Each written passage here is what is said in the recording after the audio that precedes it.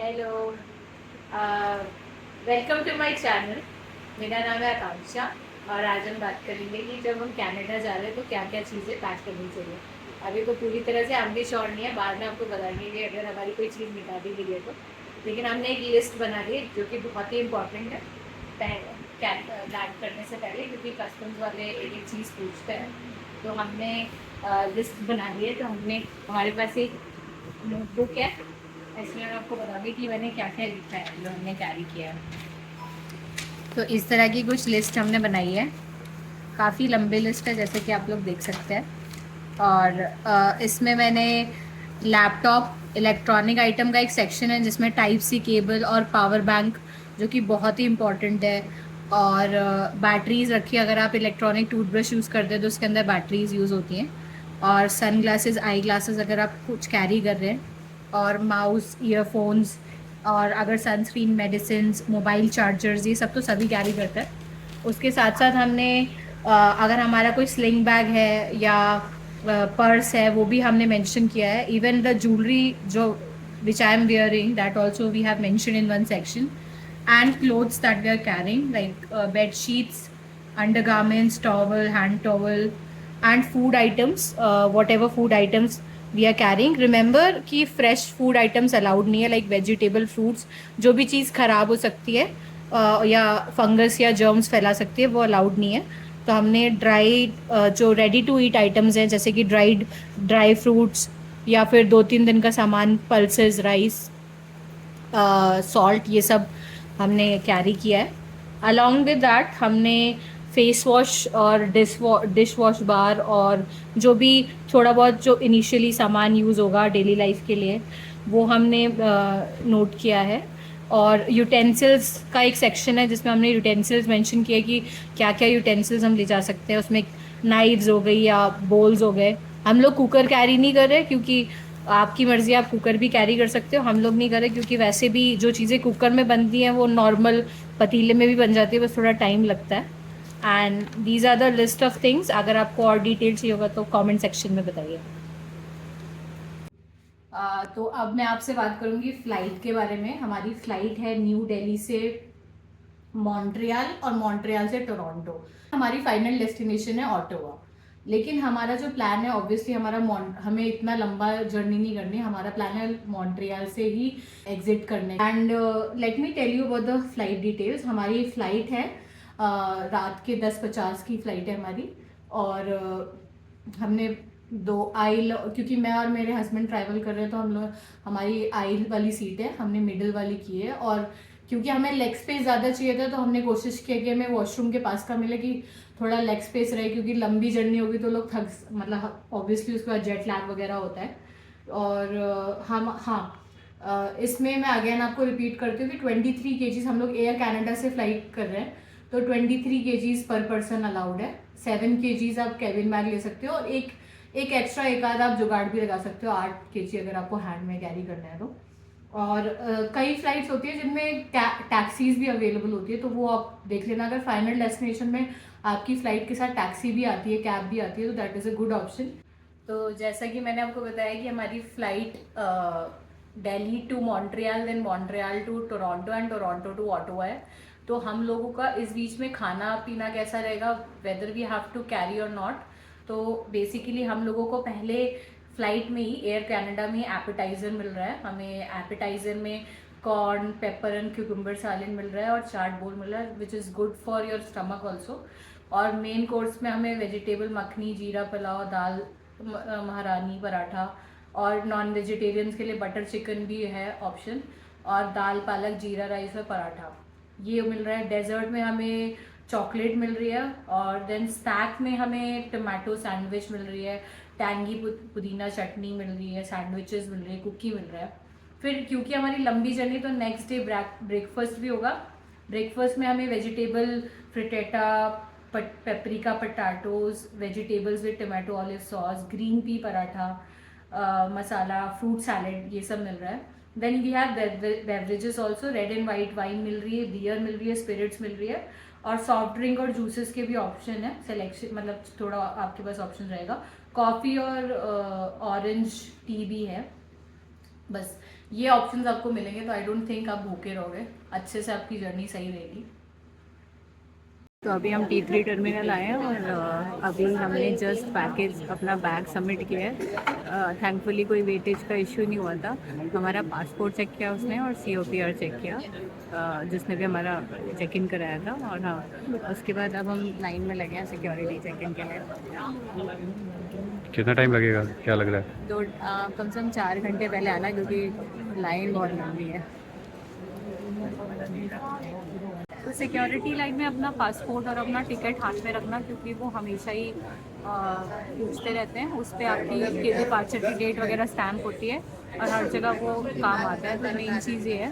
बाकी electronic items एक ही जगह रखिएगा, ताकि जब आपको निकालना हो तो दिक्कत ना हो और आप पैनिक ना। लेदर शूज़ वगैरह अगर होंगे आपके पास, कोई भी लेदर की चीज़ है, इवन शूज़ भी तो आपको वो चेक इन कर सिक्योरिटी में कराना पड़ेगा। तो आप कोशिश करिएगा कि वो बाहर ना कैरी करें या लेदर का कुछ ना पहने कम से कम। और यहाँ पे मेरे अराउंड सब ड्यूटी फ्री है, अल्कोहल, परफ्यूम्स एक्सेट्रा। तो आपको कोई सूवेनियर लेना हो तो बहुत ही अच्छी जगह है, बहुत सुंदर है न्यू दिल्ली। और हम T3 के टर्मिनल पे हैं और यहाँ पे इतना सुंदर बना है, यकीन ही नहीं हो रहा है। मतलब कि मैंने तो पहले ऐसा टर्मिनल देखा नहीं, मैं तो फर्स्ट टाइम इंटरनेशनल ट्रैवल कर रही हूँ। और जैसे कि आप देख सकते हो, बहुत ही प्यारे शोरूम है। एंड जो इसका पैसा है वो तो खरीद सकता है पूरा।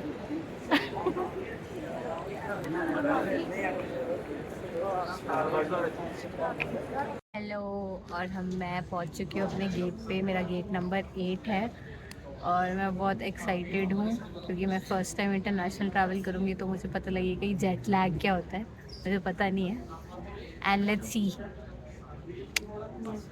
हाय, मैं अपनी इंटरनेशनल फ्लाइट में बैठ चुकी हूँ और मुझे एक तकिया मिली है, तो आपको वो कैरी करने की ज़रूरत नहीं है। और एक कंबल मिला हम लोगों को, और हमने अपना सामान रख लिया है। और ऐसी ही दिखती है इंटरनेशनल फ्लाइट। कुछ बीच में जो होती है, साइड में होती है, स्क्रीन्स लगी हुई हैं सीट्स पे, तो आपको मूवीज़ देखने को आप देख सकते हो। और अच्छी बात ये कि हमारी बगल वाली सीट भी खाली है, तो lucky us. Guys, let me show you मेरी फ़्लाइट कहाँ से चली है और हम क्या करेंगे। तो ये है, हम दिल्ली से उड़ान भरी हमने। और अगर आप देखोगे तो फ्लाइट, यहाँ पे हम लोग अपनी फ़्लाइट का मैप भी देख सकते हैं। तो देखोगे कि आप नॉर्थ पोल पे जा रहे हैं। नॉर्थ पोल से हम लोग नॉर्थ अमेरिका जा रहे हैं। Let me rotate it for you, ताकि आपको एक टिपिकल मैप की तरह दिखेगा। तो ये है हमारा कैनेडा, नॉर्थ अमेरिका। और यहाँ से नॉर्थ पोल है हमारा, इंडिया। Is it beautiful?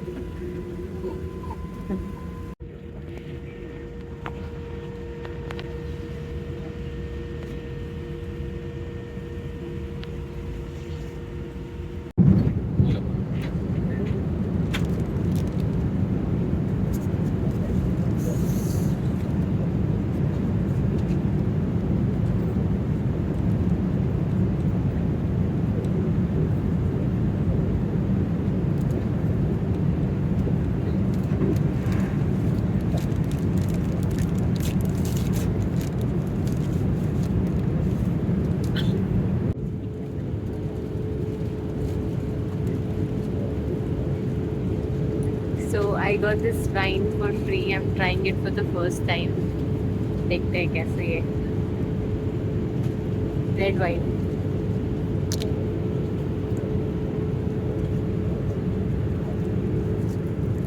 काफी डार्क कलर है। ये सैंडविच मिली है, वेजिटेरियन सैंडविच। ये मेरी कॉफ़ी है, ये डी कैफ कॉफ़ी है। हम नॉर्मल कॉफ़ी भी ऑर्डर कर सकते हैं, ग्रीन ऐसी कुछ आपको ठीक मिलेगी। बिस्किट्स हो गए, so we are good to go.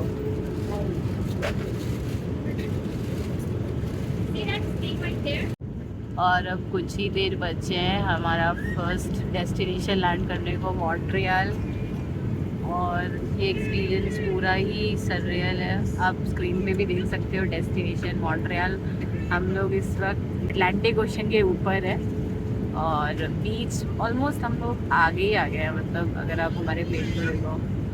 और 3 घंटे 14 मिनट बचे हैं हमारी फाइनल डेस्टिनेशन को। और हम लोग 770 किलोमीटर दूर है, मतलब ऑलमोस्ट 45 मिनट्स। और हमने लास्ट जूस वगैरह नाश्ता वगैरह सब कर लिया है फ्लाइट में। और क्या क्या मिला था नाश्ते में? नाश्ते में मेरे को पराठा, छोला और ब्रेड और जूस तो मिलता ही रहता है।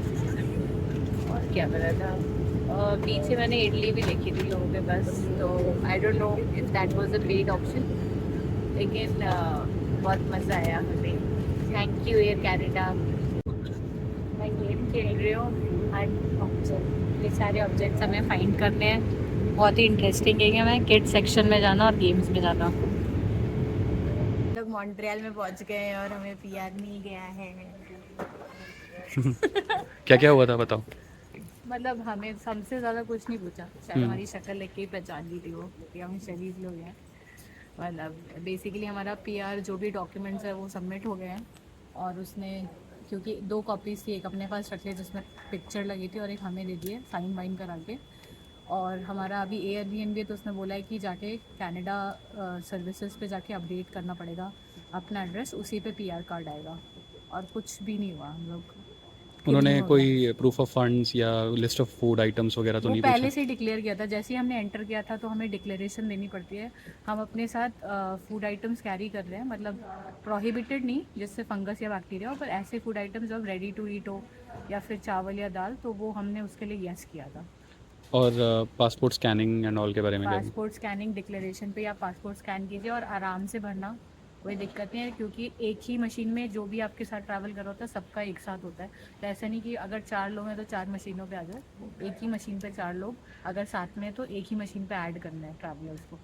फिर आपको शायद इमिग्रेशन 1 के लिए भेजा गया, राइट? उसके यस, बाद से इमिग्रेशन 1 के, वो तो इमिग्रेशन ऑफिसर पे डिपेंड करता है कि वो आपको कहाँ सेंड करेगा। नॉर्मली इमिग्रेशन 1 पे ही होता है, बाकी तो आपका। इमिग्रेशन ऑफिसर कैसा था? इमिग्रेशन ऑफिसर लेडी थी, बहुत अच्छी थी। तो उन्होंने कुछ ऐसा लिस्ट ऑफ फूड आइटम्स या कोई भी प्रूफ ऑफ फंड्स जैसे? हमसे तो नहीं मांगा, लेकिन किसी किसी से मांग भी रहे थे, तो सिचुएशन टू सिचुएशन डिपेंड करता है। हमने डिक्लेरेशन में वैसे ही डिक्लेयर कर दिया ताकि हम लोग इलीगल ना साउंड हो। ओके, तो अब नेक्स्ट क्या है? अब अब हम यहाँ जा से रहे हैं अपनी नेक्स्ट डेस्टिनेशन। तो अब यहाँ पे एग्ज़िट लिखा कर हुआ है सकते हैं? कलेक्शंस। अब एग्ज़िट कर सकते हैं, राइट, हम यस। एयरपोर्ट से? और आप वो बताना चाहोगे कि जब आपका पासपोर्ट स्कैन हुआ था तो जो सिक्योरिटी ऑफिसर था तो उसने हाँ आपसे कहा था कि इतनी लंबी फ़्लाइट क्यों ले रहे हो, आप तो डायरेक्टली ट्रेन से जा सकते हो? हाँ, उसने बोला था, लेकिन वही हमें पता नहीं था, उन्होंने बोल दिया हम फर्स्ट टाइम विजिट कर रहे हैं। उसने बोला अब बस ले लेते, पर नेक्स्ट टाइम हम ज़रूर ऐसा करेंगे। ओके, तो ये जो मिसकंसेप्शन है कि अगर आपको OINP मिली है तो आप मॉन्ट्रियल के एयरपोर्ट पे लैंड नहीं कर सकते। ऐसा कुछ भी नहीं है, हमारा तो एकदम चकाचक हो गया सब, मस्त। कुछ भी नहीं है ऐसा, डरने की कोई बात नहीं है, हम तो मॉन्ट्रियल ही लैंड कर रहे हैं। बट हमारी ऑब्वियसली कनेक्टिंग फ़्लाइट है, मुझे फाइनल डेस्टिनेशन मॉन्ट्रियल है तो उसका नहीं पता।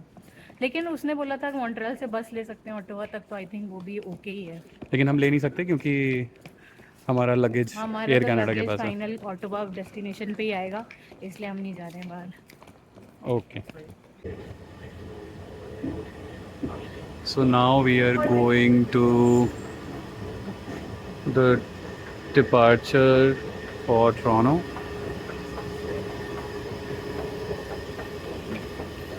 Now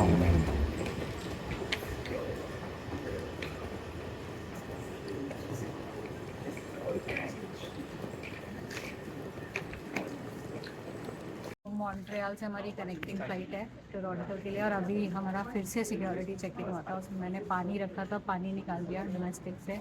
अभी हम खड़े हैं अपनी डोमेस्टिक फ़्लाइट के लिए, वो है हमारा गेट 40 नंबर। और अब हमारे पास टाइम है, तभी हम सिम का देख रहे हैं कि कोई सिम की शॉप होगी